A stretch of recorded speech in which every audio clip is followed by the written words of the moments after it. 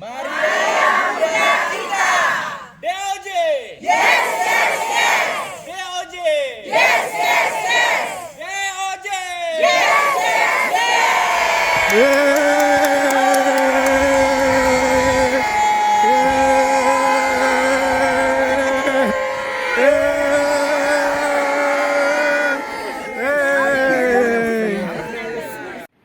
Hari ini saya mengingat begitu banyak pasangan suami istri yang bergulat dengan hidupnya, lalu datang kepada Romo untuk meminta nasihat.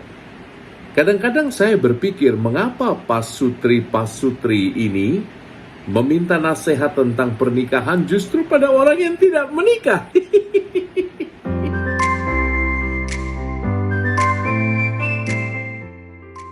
Sahabat Fresh Juice, sesaat lagi kita akan mendengarkan Fresh Juice Jumat 24 Mei 2024 bersama Romo Albertus Joni SCJ dari Lampung. Selamat mendengarkan.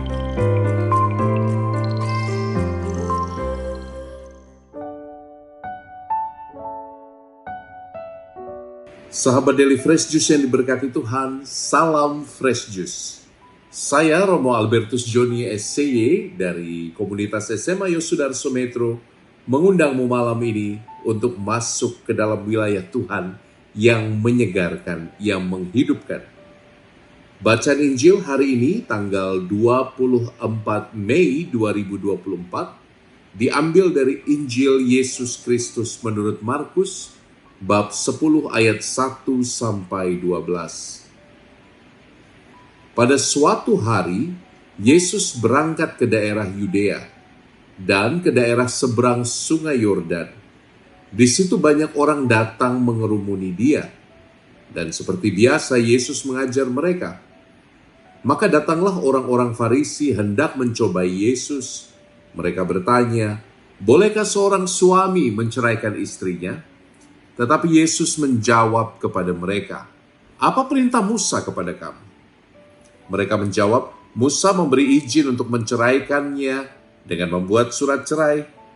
Lalu Yesus berkata kepada mereka, karena ketegaran hatimulah Musa menulis perintah itu untukmu.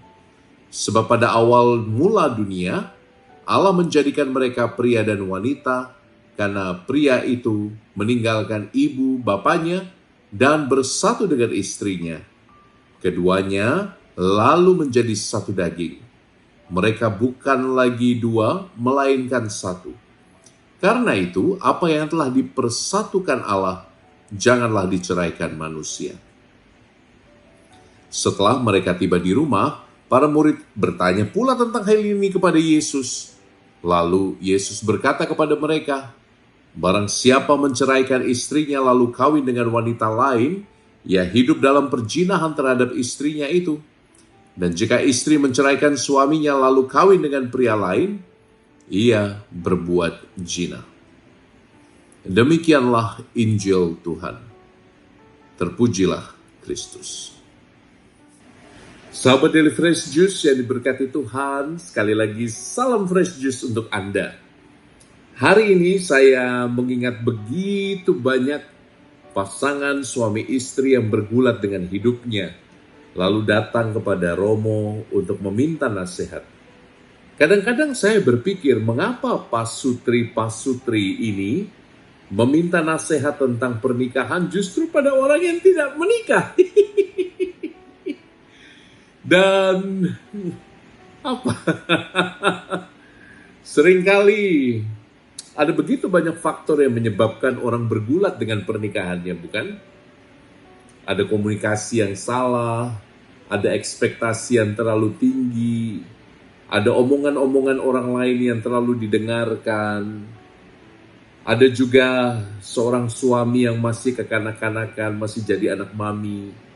Ada juga seorang istri yang merasa dirinya masih daddy's princess, masih merasa seperti seorang putri kerajaan. Padahal sejatinya dia juga punya tanggung jawab. Jadi ada begitu banyak variabel yang menyebabkan orang lalu dengan mudah bercerai, berpisah. Hari ini teman-teman, untuk engkau yang digoda untuk berpisah, bercerai dengan pasanganmu, Romo ingatkan bahwa bacaan Injil hari ini valid, memberimu fondasi dan jawaban yang jelas bahwa perceraian itu tidak dikehendaki oleh Allah. Hari ini Tuhan Yesus mengatakan surat cerai itu diberikan oleh Musa karena kedegilan hati orang Israel pada zaman itu. Kedegilan hati yang terluka karena tidak mau mengampuni, kedegilan hati orang yang melukai karena mungkin tidak mau minta maaf, bersikeras dalam dosanya. Dan Anda harus ingat bahwa sesuai dengan tradisi Israel, Musa memberi surat cerai bukan kepada suami loh, tapi kepada istri. Kepada istri untuk melindungi pihak istri, supaya hak-haknya sebagai seorang wanita tidak dilalaikan oleh mantan suaminya. Sekali lagi, surat cerai itu diberikan oleh Musa karena ingin melindungi pihak wanita. Nah, seringkali yang jadi korban adalah wanita. Dan Tuhan Yesus mengatakan, padahal sejak awal mula, nah ini kata kunci yang harus kita mengerti. Perceraian itu diberikan karena kedegilan hati. Maka Tuhan Yesus menarik perkawinan bukan sebagai kontrak sosial. Tuhan Yesus menariknya jauh ke belakang pada awal dunia diciptakan. Ingat tadi kan disebutkan dalam kitab suci, dalam Injil yang kita dengar. Tuhan mengatakan bahwa perkawinan itu bukan hanya kontrak sosial berdasarkan surat menyurat. Tapi adalah ikatan kasih yang dikehendaki Allah bagi laki-laki dan perempuan yang diberkati. Jadi ikatan yang dimaksudkan ini bersifat kekal, bersifat abadi. Karena disatukan oleh Allah sendiri dan tidak ada kuasa manusia manapun yang bisa menceraikan. Ini menarik sekali teman-teman ya. Kita melihat teman-teman fenomena orang Kristiani, bahkan ketika mengaku dirinya sebagai seorang Kristen, dia malah juga menceraikan istrinya dengan banyak alasan yang dicari-cari sebetulnya. Maka untuk Anda yang tergoda untuk menceraikan istri, tergoda untuk menceraikan suami, mungkin Anda harus betul-betul berpikir ulang. Dan satu hal yang mau Romo katakan, bila perkawinanmu menjadi begitu hambar karena cinta menjadi terlalu biasa, karena rutinitas lalu mengalahkan romantisme. Ingatlah teman-teman, untuk yang cintanya hambar, mungkin engkau harus kembali menemukan Yesus di tengah keluarga. Romo seringkali merasakan bahwa orang yang cintanya hambar pada istrinya atau pada suaminya adalah orang yang sejatinya tidak menemukan kedalaman hidup di dalam Yesus. Bukan menghakimi sih, coba kamu renung-renungkan kalau kau merasa hambar, merasa bosan pada suami, pada istri. Well, itu sesuatu yang sangat normal akan terjadi. Tapi juga di sisi lain, itu sebuah undangan untuk berefleksi. Apakah saya mengundang Yesus dalam hubungan kami sebagai suami istri? Untuk yang merasa sering salah dimengerti, untuk yang sering ribut, untuk yang sering menerbangkan alat-alat makan ke udara, Romo mengingatkanmu, dua pribadi yang begitu berbeda dengan latar belakang sejarah, latar belakang edukasi yang begitu berbeda, tidak bisa diharapkan untuk menjadi kloningan Anda. Kalau Anda ingin bahagia, mungkin Anda harus kloning dirimu sendiri lalu menikah dengan dirimu. Dan sayangnya itu mustahil. Maka bagi Anda yang seringkali ribut dalam perkawinan, Listen to me. Stop acting like cats and dogs gitu ya. Berhentilah menjadi seperti anjing dan kucing. Kalau Anda para wanita, coba sejenak berhenti mencintai pasangan Anda, suami Anda dengan kategori romantisme. Berhentilah mengharapkan yang romantis. Lebih mencoba untuk mengerti suamimu. Kalau Anda adalah seorang pria yang adalah suami, coba berhentilah Anda itu berusaha mengerti istrimu, karena sampai kapanpun kita para pria akan sulit mengerti isi hati wanita. Karena kadang-kadang mereka pun sendiri bingung dengan diri mereka. Berhentilah berusaha mengerti istrimu dan mulailah mencintainya dengan kategori romantisme. Mungkin itu akan membantu Anda menemukan stabilitas dalam hidup berkeluarga.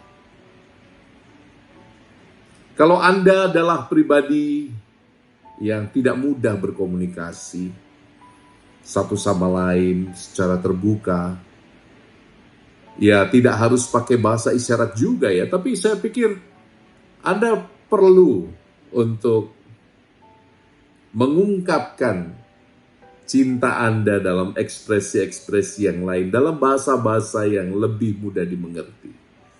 Ada orang yang tidak sangat romantis, tidak pernah bilang I love you, tapi kemana-mana selalu membelikan oleh-oleh bagi istrinya ketika dia pergi. Atau ketika seorang istri tidak pandai melayani suami, membuatkan kopi, memasakkan sarapan, ya tipikal wanita-wanita ideal dalam banyak sinetron. Dia adalah wanita karir yang perkasa, dia berelasi dengan banyak petinggi-petinggi, tapi sekaligus dia adalah seorang istri dan ibu, maka dia bisa mengkomunikasikan cinta dan pelayanannya dalam bentuk yang lain kepada suami. Jadi, kalau Anda tidak pandai membahasakan cinta Anda, coba secara kreatif mengenal pasangan lebih dalam lagi. Dan itu hanya mungkin kalau engkau membawa Yesus sekali lagi dalam perkawinan. Jadi, inti sari renungan hari ini sebenarnya simple. Semakin Anda menikah, Anda semakin berjumpa dengan keasingan-keasingan yang canggung. Dan pada satu titik, kalau engkau tidak sungguh siap membangun pondasi iman, maka komitmen itu bisa goyang. Maka bawa Yesus senantiasa di dalam doamu. Ajak pasanganmu untuk senantiasa berlutut dalam doa. Sesering mungkin pergi ekaristi bersama-sama. Sesering mungkin menemukan bahasa-bahasa cinta yang mudah dimengerti oleh pasangan Anda. Dan dengan demikian, kalau Yesus menjadi ukuran translasi bahasa cinta Anda, saya kok yakin ya tidak akan ada perbedaan yang terlalu besar yang tidak dapat diatasi bersama-sama. Karena sejatinya dalam Yesus ada cinta, dan dalam cinta ada Anda. Tuhan sayang padamu. Saya Romo Koko, saya memberkatimu dalam nama Bapa dan Putra dan Roh Kudus. Amin. Salam Fresh Juice. Jangan lelah mencintai. Bye. Sahabat Fresh Juice, kita baru saja mendengarkan Fresh Juice Jumat 24 Mei 2024. Saya Yofi Setiawan beserta segenap tim Fresh Juice mengucapkan terima kasih kepada Romo Albertus Joni untuk renungannya pada hari ini. Sampai berjumpa kembali dalam Fresh Juice edisi selanjutnya. Tetap semangat, jaga kesehatan, dan salam Fresh Juice.